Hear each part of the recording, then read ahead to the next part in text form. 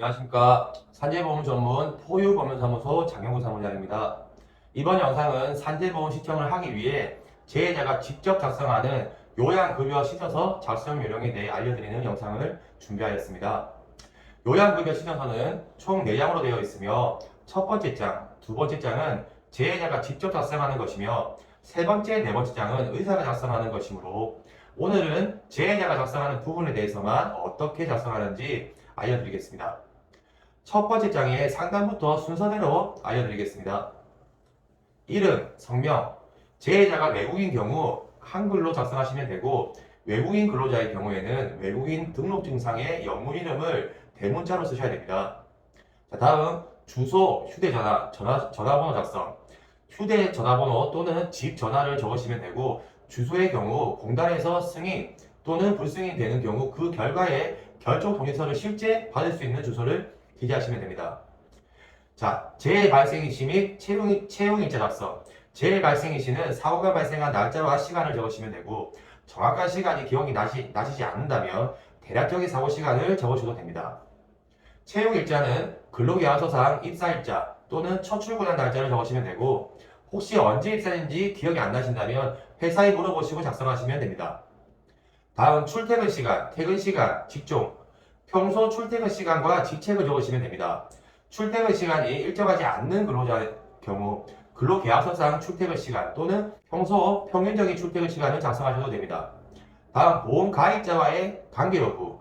재해자 본인의 실제 사업주인지 아닌지 해당하는 곳에 체크하시면 되고 사업주와 친인척인 여부에도 해당하는 곳에 체크하시면 됩니다. 자, 다음 신청 부분에는 업무상 사고, 업무상 질병, 출퇴근 재해 여기에 그 재해 형태에 따라 해당하는 부분을 체크하시면 됩니다. 사업장명, 사업주명, 연락처 작성란에 재해자의 소속회사 상호를 적으시면 되고 사업주명에는 본인 사장님 이름을 작성하시면 됩니다. 혹시 회사가 법인이라면 회사 상호와 대표 이사님 이름을 작성하시면 됩니다.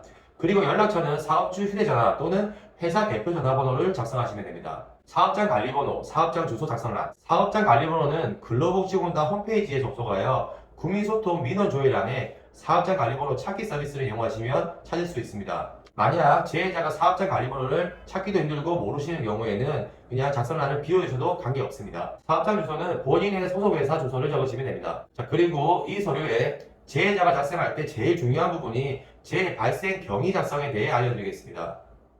유형은 업무 중 사고, 출퇴근 재해, 업무상 질병 이렇게 세 가지로 구분되며 업무 중 사고로 인한 산재 신청인 경우에는 사고 경위를 육하 원칙에 따라 간단하게 작성하셔도 됩니다. 간단히 예를 들면 2020년 8월 10일 15시 10분경에 작업도구를 가지러 이동 중에 계단에서 발을 헛디뎌 넘어지며 사고가 발생하였습니다. 이 정도만 작성하셔도 관계없습니다. 다음 출퇴근 재해의 경우는 회사가 제공한 차나 버스를 타고 출퇴근을 하던 중 발생한 사고라고 하면 사고 사실을 그대로 작성하시면 됩니다. 그리고 출퇴근 사고는 일반적으로 대중교통, 자가용, 도보를 이용하여 이동 중 발생한 사고로 주거지에서 취업장소로 이동과 취업장소에서 다른 취업장소로 이동을 말하며 통상적인 경로와 방법을 이용하던 중 발생한 사고라고 말합니다.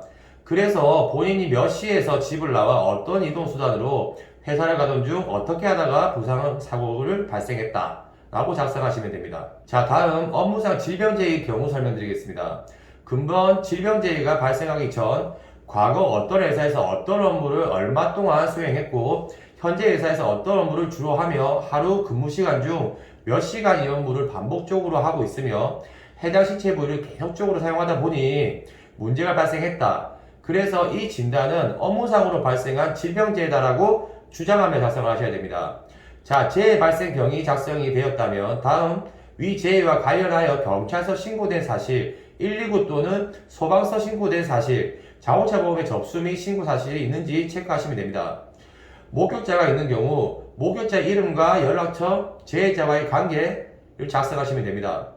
다음 진료받은 의료기관은 현재 치료를 담당하고 있는 병원 및 소재를 작성하시면 되고 현재 치료받기 전 다른 의료기관에서 먼저 진단이나 치료를 받은 경우에는 그 병원 이름과 주소를 적으시면 됩니다. 마지막으로 오늘 작성한 날짜를 기재하시면 되고 신청인란에 재해자 이름 및 사인 하시면 됩니다. 두 번째 장 상단을 보시면 본 재해와 동일한 사유로 민법, 기타 법령에 따라 보상 또는 배상금을 수령한 사실이 있습니까? 라는 작성은 이번 재해로 인한 보험회사 또는 회사에서 보상 및 배상금을 받은 내역이 있는지를 체크하는 것이며, 예를 들어 자동차 보험회사와 합의를 한 뒤 산재 신청을 하는 경우라면 합의 금액과 해당 보험회사를 작성하시면 되고, 합의서를 같이 제출을 하시면 됩니다. 자동차 보험회사 및 회사 어디에도 돈을 받은 게 없다면 아니오에 체크하시면 됩니다. 자, 여기까지 작성이 되었다면 밑에 개인정보 수집 이용 동의란에는 선택사항이니 읽어보시고 체크하시면 되는데, 굳이 동의하지 않으셔도 승인심사에 영향을 미치지 않습니다. 오늘은 요양급여시청서 작성 요령에 대해 살펴봤습니다. 요양급여시청서 작성은 산재보험 처리에 있어서 시작이라고 볼 수 있습니다. 재해자가 작성한 요양급여시청서 내용을 토대로 공단에서는 재해조사를 한 뒤 승인 또는 불승인 처분을 내리게 됩니다. 그래서 재해자는 정확한 사실을 토대로 신청서 작성을 하셔야 산재 승인을 받는 데 시간을 줄일 수가 있으며 억울한 불승인 처분을 받는 일이 없도록 하셔야 됩니다. 오늘 영상은 여기까지며, 요양급여 신청서 작성에 도움이 되셨다면 구독과 좋아요 부탁드립니다. 감사합니다.